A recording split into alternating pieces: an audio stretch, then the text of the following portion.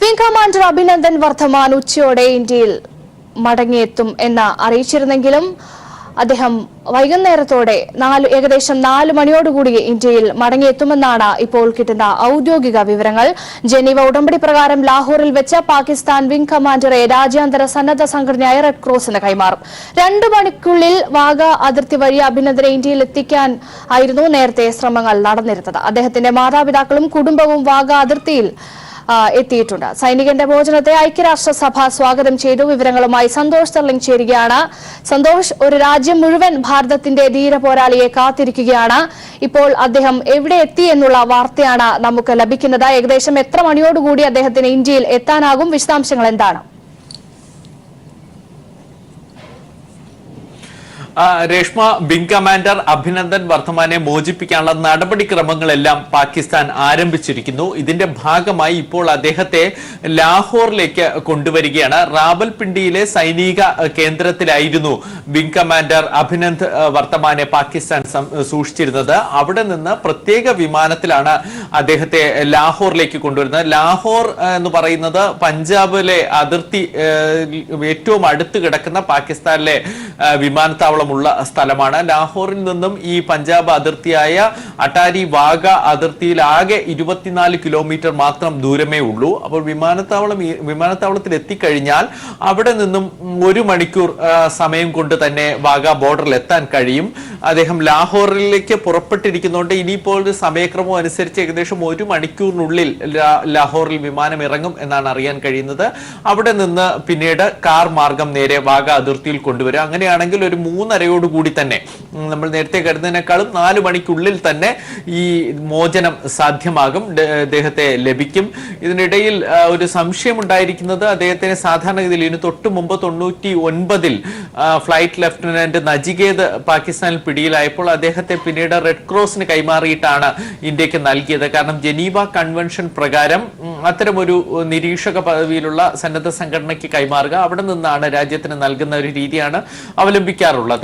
എപ്പോഴും യുദ്ധസമാനമായ സാഹചര്യത്തിൽ അത്തരം രീതികളാണ് ഉണ്ടാവുക. കാരണം 2 രാജ്യങ്ങൾ തമ്മിൽ നയതന്ത്ര ചർച്ചകളൊന്നും ഇല്ലാതിരിക്കുന്ന ഒരു സമയത്ത് മറ്റൊരു നിരീക്ഷക പദവിയുള്ള സന്നദ്ധ സംഘടനയായ റെഡ് ക്രോസ് വഴി ഇടപെട്ടുകൊണ്ട് യുദ്ധ കുറ്റവാളികളെ കൈമാറുന്ന രീതിയാണ് പതിവായി ഉണ്ടായിരുന്നത്. നമുക്ക് ഇന്ത്യയും പാകിസ്ഥാനും തമ്മിൽ അത്തരമൊരു മുൻ മാതൃക അവലംബിച്ചിരുന്നു.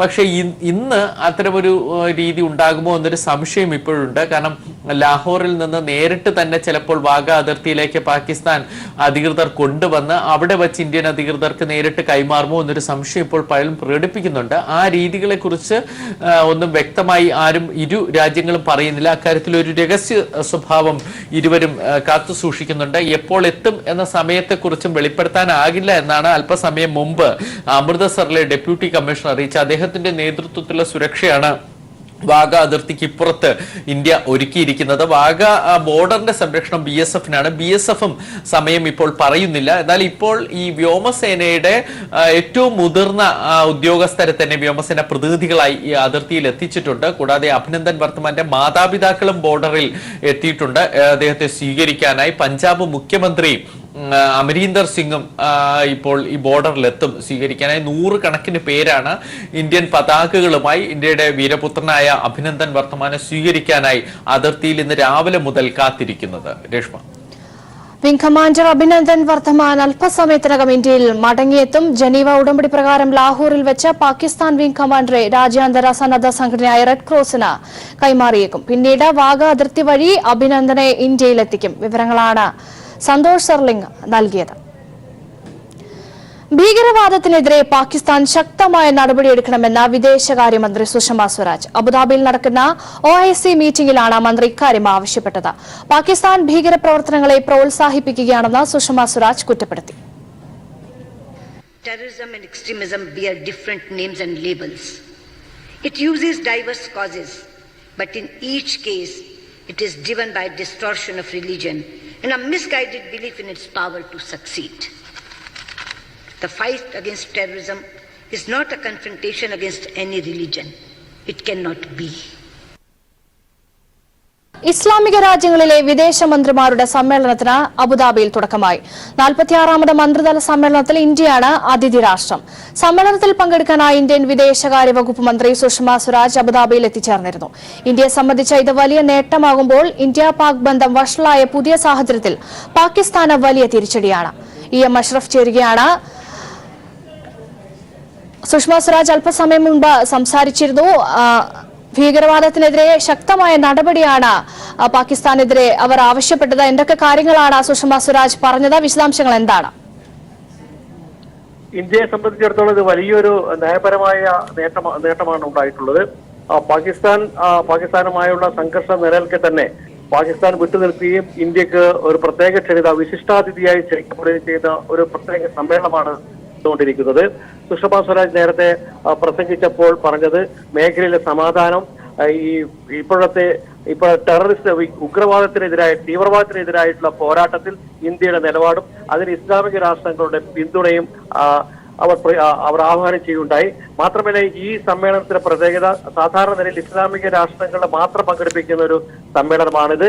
ഇതിൽ ഒരു നേരത്തെ ഏതെങ്കിലും അംഗമോ ഏതെങ്കിലും തരത്തിലുള്ള പങ്കെടുക്കുകയോ ചെയ്യാതെ യഥാർത്ഥത്തിൽ ഇന്ത്യൻ വിദേശകാര്യമന്ത്രിയെ ക്ഷണിച്ചത് തന്നെ ഇന്ത്യയിലുള്ള ഇസ്ലാമിക രാജ്യങ്ങളുടെ രാഷ്ട്രീയ നിലപാടാണ് വ്യക്തമാക്കുന്നത്. മാത്രമല്ല, സുഷമ സ്വരാജിനെ ക്ഷണിക്കരുത്, ഇന്ത്യൻ വിദേശകാര്യമന്ത്രിയെ ക്ഷണിക്കരുതെന്ന് പ്രത്യേകമായി പാകിസ്ഥാൻ ആവശ്യപ്പെട്ടിട്ടും കഴിഞ്ഞ കുറെ ദിവസങ്ങളായി സമ്മർദ്ദം ചെലുത്തിയിട്ടും അതൊന്നും വകവെക്കാതെ ഇന്ത്യയെ ക്ഷണിച്ചതിലൂടെ ഇന്ത്യയും ഗൾഫിലെ അറബ് രാജ്യങ്ങളും തമ്മിലുള്ള സൗഹൃദപരമായ നിലപാടാണ്. മാത്രമല്ല, സൗദി അറേബ്യ എടുത്ത നിലപാട്, അതായത് മേഖലയിൽ ഇന്ത്യയും പാകിസ്ഥാനും തമ്മിലുള്ള സംഘർഷത്തിൽ പാകിസ്ഥാൻ നിലപാട് കർക്കശമാക്കരുത്, പാകിസ്ഥാൻ നിലപാട് തിരുത്തണമെന്ന് സൗദി അറേബ്യ ആവശ്യപ്പെട്ടു. ഇതൊക്കെ തന്നെയാണ് ഇന്നത്തെ മീറ്റിംഗിൽ ഏറ്റവും പ്രധാനപ്പെട്ടത്. കാശ്മീർ പ്രശ്നത്തിൽ ഇന്ത്യയെ വിലക്കണം എന്ന നിലപാട് എടുക്കാൻ വേണ്ടിയുള്ള സമ്മർദ്ദം നേരത്തെ പാകിസ്ഥാൻ ചെലുത്തിയിരുന്നു. എന്നാൽ അതൊക്കെ മാറ്റിക്കൊണ്ട് ഇന്ത്യയെ ക്ഷണിക്കുകയും വിശിഷ്ടാതിഥിയായി വിദേശകാര്യമന്ത്രി ക്ഷണിക്കുകയും ചെയ്തു. ഇതിന്റെ അടിസ്ഥാനത്തിലാണ് സുഷമ സ്വരാജ് തന്റെ പ്രസംഗത്തിൽ മേഖലയിലെ സംഘർഷം കുറക്കാനും തീവ്രവാദത്തിനെതിരായിട്ടുള്ള നിലപാടിൽ എല്ലാ അറബ് രാജ്യങ്ങളും പിന്തുണ നൽകാനും മേഖലയിൽ സമാധാനം സംരക്ഷിക്കാനുള്ള ഇന്ത്യയുടെ പ്രതിബദ്ധതയെ കുറിച്ച് ഊന്നി പറഞ്ഞത്. ഈ ആഹ്വാനത്തോടു കൂടി ഇസ്ലാമിക രാഷ്ട്രങ്ങൾ പാകിസ്ഥാന്റെ പ്രശ്നങ്ങൾ, കാശ്മീർ പ്രശ്നം മാറ്റി നിർത്തിക്കൊണ്ട് പലസ്തീൻ പ്രശ്നങ്ങൾക്ക് കൂടുതൽ പ്രാധാന്യം നൽകിയുള്ള പ്രമേയം അവതരിപ്പിക്കാനാണ് സാധ്യത. EM അഷ്റഫാണ് വിവരങ്ങൾ നൽകിയത്. യുദ്ധം ചെയ്യാൻ സൈന്യത്തെക്കാൾ കരുത്ത് RSSനാണെന്ന് പ്രസ്താവിച്ച മോഹൻ ഭാഗവതിനെതിരെ കേസെടുക്കുമോ എന്ന് കോടിയേരി. മോദിയെയും അമിത്ഷായെയും വിമർശിക്കുന്നത് രാജ്യദ്രോഹമെങ്കിൽ തനിക്കെതിരെ കേസെടുക്കട്ടെ എന്നും കോടിയേരി വ്യക്തമാക്കി. ഞാനിവിടെ പ്രസംഗിച്ചത് BJPയുടെ നയങ്ങളെ വിമർശിച്ചു, നരേന്ദ്രമോദിയെയും അമിത്ഷായെയും വിമർശിച്ചു. BJPയെ സംബന്ധിച്ചിടത്തോളം നരേന്ദ്രമോദി വിമർശിച്ചാൽ രാജ്യദ്രോഹ കുറ്റമാണ്. നരേന്ദ്രമോദിയെ വിമർശിച്ചിട്ടുണ്ട്, അത് ഇനിയും വിമർശിക്കും. അത് രാജ്യദ്രോഹമാണെങ്കിൽ ആ രാജ്യദ്രോഹ കുറ്റത്തിന്റെ പേരിൽ ജയിലിലടക്കട്ടെ. കശ്മീർ വിഷയം തെരഞ്ഞെടുപ്പിൽ രാഷ്ട്രീയമായി ഉപയോഗിക്കരുതെന്നാണ് പ്രതിപക്ഷ പാർട്ടികളുടെ നിലപാടെന്ന് CPI സംസ്ഥാന സെക്രട്ടറി കാനം രാജേന്ദ്രൻ. ചിലർ മാത്രം രാജ്യസ്നേഹികളും മറ്റുള്ളവർ രാജ്യദ്രോഹികളുമായി മാറ്റാനുള്ള ശ്രമമാണ് നടക്കുന്നത്. അഭിപ്രായം പറയുന്നവരെ രാജ്യദ്രോഹികളാക്കി മാറ്റുന്നു. പ്രശ്നം BJPയുടെ അടുക്കള വിഷയമായി കൈകാര്യം ചെയ്യുന്നത് ശരിയല്ലെന്നും കാനം രാജേന്ദ്രൻ പറഞ്ഞു. ഞങ്ങൾ പ്രതിപക്ഷ കക്ഷികളുടെ അഭിപ്രായം ഈ വിഷയം രാഷ്ട്രീയമായി തിരഞ്ഞെടുപ്പിൽ പ്രചരണത്തിന് ഉപയോഗിക്കരുത് എന്നാണ്. പരസ്യമായിട്ട് അവരിതിൽ രാഷ്ട്രീയം കണ്ടെത്തുകയാണ്. അങ്ങനെ മറ്റുള്ളവരെല്ലാം രാജ്യദ്രോഹികളും അവർ മാത്രം രാജ്യസ്നേഹികളും എന്ന നിലയിലേക്ക് കൊണ്ടുവരാൻ വേണ്ടി ശ്രമിക്കുകയാണ്. അഭിപ്രായം പറയുന്നവർ രാജ്യദ്രോഹികളാണ് എന്ന് പറയുന്നതിൽ എന്താ അർത്ഥം? പൊതു രാഷ്ട്രീയം എല്ലാ കക്ഷികളുമായിട്ടും ചർച്ച ചെയ്യാറുണ്ട്. അതൊന്നും ഇപ്പോൾ ഇല്ലാതെ ഇത് BJPയുടെ ഒരു അടുക്കള വിഷയം എന്ന നിലയിൽ കൈകാര്യം ചെയ്യുന്നതിനോടാണ് ഇടതുപക്ഷ പാർട്ടികൾ 21 പാർട്ടികൾ, അതിലെല്ലാവരും ഉണ്ട്, 21 പാർട്ടികൾ പ്രതിഷേധം അറിയിച്ചിട്ടുള്ളത്.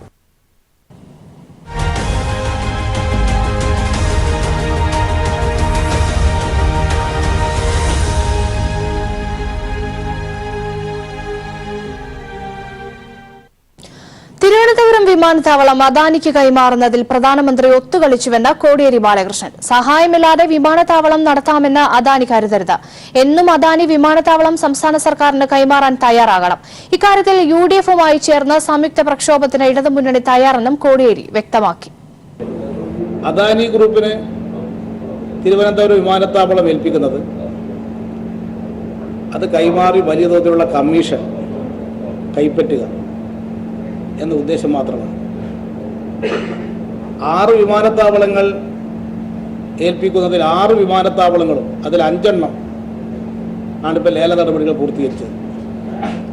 അതിൽ 5 എണ്ണവും അദാനിക്ക് എങ്ങനെ ലഭിച്ചു? ഒരേ ആൾക്ക് തന്നെ 5 വിമാനത്താവളങ്ങളും കിട്ടുന്ന നില എന്തുകൊണ്ടുണ്ടായി?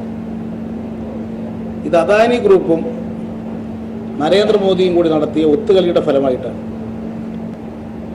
സംസ്ഥാന ഗവൺമെന്റിന്റെ പിന്തുണയില്ലാതെ ഒരു വിമാനത്താവളം കേരളത്തിൽ നടത്തിക്കളയാം എന്ന് അദാനി കരുതരുത്. ആകാശത്തുകൂടി അദാനിയുടെ വിമാനത്തിന് പറക്കാം, പക്ഷേ പുറത്ത് നിലത്തിറങ്ങണമെങ്കിൽ സംസ്ഥാന ഗവൺമെന്റിന്റെ കൂടി സഹായം വിമാനത്താവളത്തിന്റെ വികസനത്തിന് ആവശ്യമായി വരും. ചർച്ച് ആക്ട് നിയമം കൊണ്ടുവരാൻ സംസ്ഥാന സർക്കാർ ഉദ്ദേശിക്കുന്നില്ല എന്ന് കോടിയേരി ബാലകൃഷ്ണൻ. എന്നാൽ ഇക്കാര്യത്തിൽ സർക്കാരിനെതിരെ തെറ്റായ പ്രചരണം നടക്കുന്നുവെന്നും കോടിയേരി എറണാകുളത്ത് വാർത്താ സമ്മേളനത്തിൽ സംസാരിക്കുകയായിരുന്നു അദ്ദേഹം. ചർച്ച് ആക്ട് കൊണ്ടുവരാൻ പോകുന്നു ഇടതുപക്ഷം എന്ന് പറഞ്ഞുകൊണ്ട് ഒരു പ്രചരണം കുറച്ചായി തുടങ്ങി.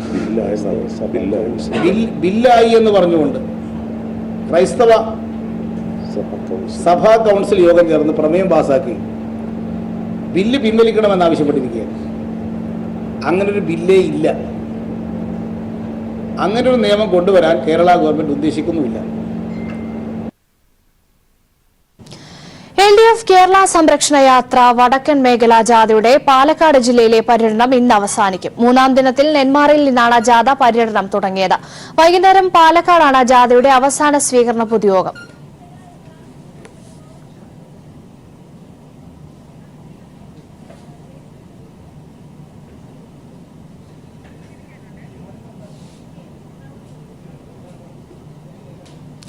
കോടിയേരി ബാലകൃഷ്ണൻ നയിക്കുന്ന തെക്കൻ മേഖല കേരള സംരക്ഷണ ജാഥ പറവൂരിലെത്തി. ഇന്ന് ജില്ലയിൽ 3 കേന്ദ്രങ്ങളിൽ ജാഥ പര്യടനം പൂർത്തിയാക്കി വൈകിട്ട് മറൈൻ ഡ്രൈവിൽ സമാപിക്കും. വിവരങ്ങളുമായി സിബി ജോസഫ് ചേരുകയാണ്. സിബി, കേരള സംരക്ഷണ യാത്ര ഏത് രീതിയിലാണ് പുരോഗമിക്കുന്നത്? എത്രത്തോളം ആവേശകരമാണ് അണികൾ? വിശദാംശങ്ങൾ എന്താണ്? രേഷ്മ, കോടിയേരി ബാലകൃഷ്ണൻ നയിക്കുന്ന തെക്കൻ മേഖല കേരള സംരക്ഷണ ജാഥ ഇപ്പോൾ പറവൂരിലെ സ്വീകരണം ഏറ്റുവാങ്ങിയ ശേഷം അടുത്ത സ്വീകരണം വൈപ്പിൻ മേഖലയാണ്. ഇന്ന് പ്രധാനമായും എറണാകുളം ജില്ലയിലെ അവസാനത്തെ പര്യടനവും അതോടൊപ്പം തന്നെ തീരദേശ മേഖലയിലുമാണ് പ്രധാനമായും ഇന്ന് ഈ ജാഥ പര്യടനം നടത്തുക. ഈ പറവൂർ, വൈപ്പിൻ, കൊച്ചി തുടങ്ങിയ പ്രദേശങ്ങളിൽ സ്വീകരണം ഏറ്റുവാങ്ങിയ ശേഷം പിന്നീട് വൈകിട്ട് മറൈൻ ഡ്രൈവിൽ സമാപിക്കും. ഈ രീതിയിലാണ് ഇന്നത്തെ ഈ തെക്കൻ മേഖല കേരള സംരക്ഷണ യാത്ര പോകുന്നത്. ഇന്ന് രാവിലെ പറവൂരിൽ 12 മണിയോടുകൂടി തന്നെ ഈ സ്വീകരണം ഏറ്റുവാങ്ങി. വൻ ജനാവലിയാണ് അവിടെ സ്വീകരണത്തിന് വേണ്ടി നിന്നിരുന്നത്. സ്ത്രീകളും കുട്ടികളും അടക്കമുള്ളവർ, ഇരുചക്ര വാഹന റാലി അടക്കമുള്ളതെല്ലാം തന്നെയും വലിയ ഒരു ജനാവലിയായിരുന്നു കോടിയേരി ബാലകൃഷ്ണൻ ജാഥ ക്യാപ്റ്റനെ സ്വീകരിക്കാൻ വേണ്ടി എത്തിയിരുന്നത്. പിന്നീട് അദ്ദേഹം കേരള സർക്കാരിന്റെ വികസനങ്ങൾ അക്കമിട്ട് നിർത്തിക്കൊണ്ടും അതോടൊപ്പം തന്നെ ഈ പുൽവാമ സംഭവത്തിലെ സൈനിക നടപടികളും രാഷ്ട്രീയമാക്കുന്ന BJPക്കെതിരെ വളരെ ശക്തമായ രീതിയിൽ വിമർശിച്ചുകൊണ്ടായിരുന്നു അദ്ദേഹത്തിന്റെ പ്രസംഗം. അതിനുശേഷം ഉച്ചയ്ക്ക് ശേഷം ഇന്ന് ഉച്ചയ്ക്ക് ശേഷം 3 മണിയോടെ വൈപ്പിൽ ചെറായിൽ ാണ് അടുത്ത സ്വീകരണം. അതിനുശേഷം കൊച്ചിയിലെ തേവരിലായിരിക്കും 4 മണിയോടെ സ്വീകരണം ഏറ്റുവാങ്ങുക. പിന്നീട് വൈകിട്ട് മറൈൻ ഡ്രൈവിൽ ഏകദേശം 1.5 ലക്ഷത്തോളം പേർ പങ്കെടുക്കുന്ന വലിയ രീതിയിലുള്ള ഒരു സ്വീകരണ ചടങ്ങാണ് സംഘടിപ്പിച്ചിരിക്കുന്നത്. പ്രധാനമായും എറണാകുളം, തൃക്കാക്കര, കാക്കനാട് തുടങ്ങിയ മേഖലകളിലെല്ലാം തന്നെയും നിയോജക മണ്ഡലമെല്ലാം തന്നെയും ജാഥകൾ ഒന്നായി സംബന്ധിച്ചുകൊണ്ട് 1.5 ലക്ഷത്തിലധികം പേർ പങ്കെടുക്കുന്ന ജാഥ, ഈ ഒരു മേഖലാ ജാഥ ഇന്ന് എറണാകുളം ജില്ലയിൽ പര്യവസാനിക്കുകയാണ്. അതിനുശേഷം നാളെ ഈ തൃശൂർ ജില്ലയിൽ വടക്കൻ മേഖലാ ജാഥയും വന്നു ചേരും. തെക്കൻ മേഖലാ ജാഥ നാളെ തൃശൂരിലേക്ക് കടക്കും. ഈ 2 ജാഥയും ലയിക്കുന്നതോടെ ഈ കേരള സംരക്ഷണ ജാഥ അവസാനിക്കുകയും ചെയ്യും. എന്തായാലും എറണാകുളം ജില്ലയിൽ ഏകദേശം 12 മണ്ഡലങ്ങളിൽ കഴിഞ്ഞ 3 ദിവസങ്ങളിലായി ഈ ജാഥ ക്യാപ്റ്റൻ സ്വീകരണം ഏറ്റുവാങ്ങിക്കൊണ്ട് സർക്കാരിന്റെ എല്ലാ വികസന നയങ്ങളും എണ്ണി പറഞ്ഞുകൊണ്ടെല്ലാം തന്നെയും പര്യടനം ഇപ്പോഴും പുരോഗമിച്ചുകൊണ്ടിരിക്കുക. എല്ലായിടത്തും വലിയ ജനപങ്കാളിത്തവും വലിയ സ്വീകരണമാണ് ഇപ്പോൾ ഏറ്റുവാങ്ങിക്കൊണ്ടിരിക്കുന്നത്. രേഷ്മ, തെക്കൻ മേഖല കേരള സംരക്ഷണ യാത്ര പര്യടനം തുടരുകയാണ്. എറണാകുളം ജില്ലയിലെ പര്യടനം ഇന്ന് പൂർത്തിയാകും. വിവരങ്ങളാണ് സിബി ജോസഫ് നൽകിയത്. മറ്റു വാർത്തകളിലേക്ക്. പ്രളയത്തെ അതിജീവിക്കാൻ ശേഷിയുള്ള വീടുകൾ കുട്ടനാട്ടിൽ ഉയർന്നു തുടങ്ങി. പ്രളയത്തിൽ തകർന്ന വീടുകളുടെ സ്ഥാനത്താണ് ഇരുമ്പ് തൂണുകളിൽ ഉറപ്പിച്ചിരിക്കുന്ന പുതിയ വീടുകൾ നിർമ്മിച്ചിരിക്കുന്നത്. പ്രളയാനന്തര കുട്ടനാടിന്റെ പുനരുദ്ധാരണത്തിന്റെ ഭാഗമായാണ് സന്നദ്ധ സംഘടനകളുടെ നേതൃത്വത്തിൽ വീടുകൾ ഒരുങ്ങുന്നത്. കുട്ടനാട്ടിൽ അടിക്കടി ഉണ്ടാകുന്ന പ്രളയ ദുരന്തങ്ങൾ കണക്കിലെടുത്താണ് പുതിയ വീടുകളുടെ നിർമ്മാണം. ഭൂനിരപ്പിൽ നിന്നും 1.2 മീറ്റർ ഉയരത്തിലാണ് വീടുകൾ നിർമ്മിച്ചിരിക്കുന്നത്. കുട്ടനാട്ടിലെ മണ്ണിന്റെ ഘടന കണക്കിലെടുത്തുകൊണ്ടാണ് നിർമ്മാണം. കോൺക്രീറ്റ് ചെയ്ത പ്രതലത്തിൽ ഉറപ്പിച്ചു നിർത്തിയിരിക്കുന്ന വലിയ സ്റ്റീൽ തൂണുകളിലാണ് വീട് ഉയർത്തിയിരിക്കുന്നത്. കോൺക്രീറ്റ് പാനലുകളും സിമന്റ് ബോർഡുകളും ഉപയോഗിച്ച് 30 ദിവസം കൊണ്ട് ഈ വീടുകളുടെ നിർമ്മാണം പൂർത്തിയാക്കാൻ കഴിയും. പ്രളയത്തിൽ വീട് തകർന്ന വടക്കൻ വെളിയനാട് രമണിക്കാണ് ആദ്യ വീടിന്റെ താക്കോൽ കൈമാറിയത്. അവരെല്ലാരും കൂടെ കൂടി കമ്പനിയിൽ ഞങ്ങൾക്ക് തന്നതിൽ 100 നന്ദി. പ്രളയാനന്തര കുട്ടനാടിന്റെ പുനരുദ്ധാരണത്തിന്റെ ഭാഗമായി KMF ഗ്രൂപ്പാണ് 8 ലക്ഷം രൂപ ചെലവിൽ വീട് നിർമ്മിച്ച് നൽകുന്നത്. ബേസിക്കലി സ്റ്റീൽ കോൺസെപ്റ്റാണ്. സ്റ്റീലാണ് ബേസിക്കലി ഇതിന്റെ സ്ട്രക്ചറൽ എലമെന്റ്സ്. ഇതിന്റെ വേറൊരു കോൺസെപ്റ്റ് എന്താണെന്ന് വെച്ചാൽ കംപ്ലീറ്റ് ഇതൊരു 475 സ്ക്വയർ ഫീറ്റ് ഉള്ള ഒരു വീട് ഒറ്റ ട്രക്ക് ലോഡിന് ഇതിന്റെ ഫുൾ മെറ്റീരിയൽ സൈറ്റിൽ വരും. ഒറ്റ ട്രക്ക് ലോഡ് ഇതിന്റെ വിതിൻ 30 days നമുക്ക് ഇത് ഇറക്ട് ചെയ്യാൻ സാധിക്കും. വളരെ ഫാസ്റ്റായിട്ട് ചെയ്യാൻ സാധിക്കും. അതേസമയം ഒട്ടും ടെമ്പററി നേച്ചർ ഇല്ല. ഇത് വളരെ പെർമനന്റ് ആയിട്ടുള്ള ഒരു സ്ട്രക്ചറാണ്. അടുക്കളയും 2 കിടപ്പുമുറികളും ഉൾപ്പെടെ 475 അടി ചതുരശ്ര വിസ്തീർണത്തിൽ 8 ലക്ഷം രൂപ മുടക്കിയാണ് വീട് നിർമ്മിച്ചിരിക്കുന്നത്. റിക്ടർ സ്കെയിലിൽ 7 വരെ രേഖപ്പെടുത്താവുന്ന ഭൂകമ്പത്തെ വരെ ചേർത്ത് നിൽക്കാനുള്ള ശേഷി വീടിന്റെ ഇരുമ്പ് തൂണുകൾ കൊണ്ടെന്ന് നിർമ്മാതാക്കൾ അവകാശപ്പെടുന്നു. Shajahan, news bureau, Alappuzha. 4 ലോക്സഭാ സീറ്റുകളിൽ ഉള്ള ഹിമാചൽ പ്രദേശിൽ BJPയും കോൺഗ്രസും നേർക്കുനേരാണ് ഏറ്റുമുട്ടുന്നത്. 2014 മുഴുവൻ സീറ്റുകളും തൂത്തുവാരിയ പ്രകടനം ആവർത്തിക്കാനാകുമെന്ന പ്രതീക്ഷയിലാണ് BJP. 2017 സംസ്ഥാന ഭരണം നഷ്ടമായ കോൺഗ്രസ് ഈ തെരഞ്ഞെടുപ്പിലൂടെ സംസ്ഥാനത്ത് തിരിച്ചുവരാനാകുമെന്ന വിശ്വാസത്തിലാണ്.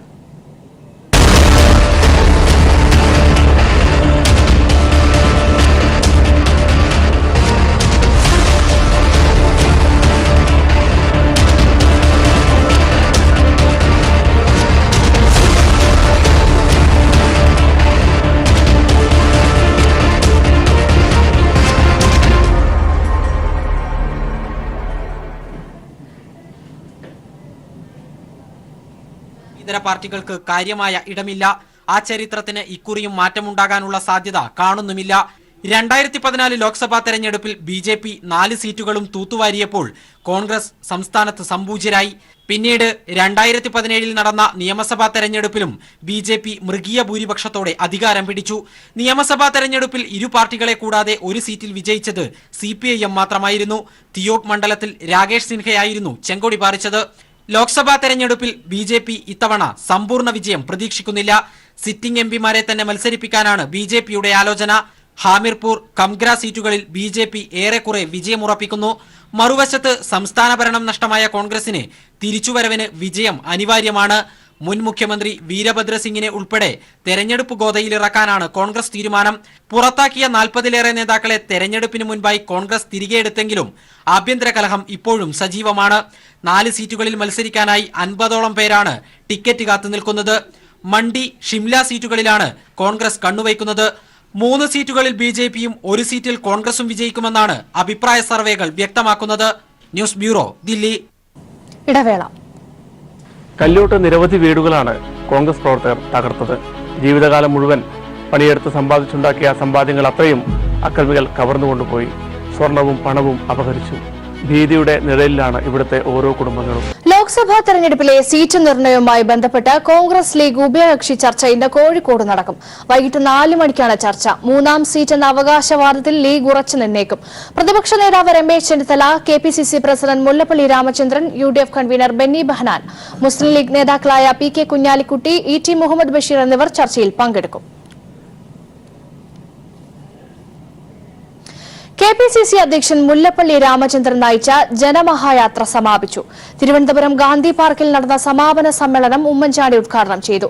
20 സീറ്റുകളിലും ജയിക്കാനുള്ള ശക്തി UDFനുണ്ടെന്ന് മുല്ലപ്പള്ളി പറഞ്ഞു. പ്രതിപക്ഷ നേതാവ് രമേശ് ചെന്നിത്തല ആമുഖ പ്രസംഗം നടത്തി. KPCC വർക്കിംഗ് പ്രസിഡന്റുമാർ, MLAമാർ, മുൻ KPCC പ്രസിഡന്റുമാർ എന്നിവരും സംസാരിച്ചു. പ്രധാനമന്ത്രി നരേന്ദ്രമോദി തിരുവനന്തപുരത്തെത്തി കന്യാകുമാരിയിൽ വിവിധ പരിപാടികളിൽ പങ്കെടുക്കുന്നതിനായി പ്രധാനമന്ത്രി എത്തി. തിരുവനന്തപുരം വിമാനത്താവളത്തിലെ ടെക്നിക്കൽ ഏരിയയിൽ ഇറങ്ങിയ മോദി ഹെലികോപ്റ്റർ മാർഗം കന്യാകുമാരിയിലേക്ക് പോയി. കന്യാകുമാരിയിൽ നിന്ന് തിരികെ 4:50 തിരുവനന്തപുരത്ത് തിരിച്ചെത്തുന്ന പ്രധാനമന്ത്രി അവിടെ നിന്ന് വിശാഖപട്ടണത്തേക്ക് മടങ്ങും. അടുത്ത വാർത്താ ബുള്ളറ്റിൻ 3 മണിക്ക്. നമസ്കാരം.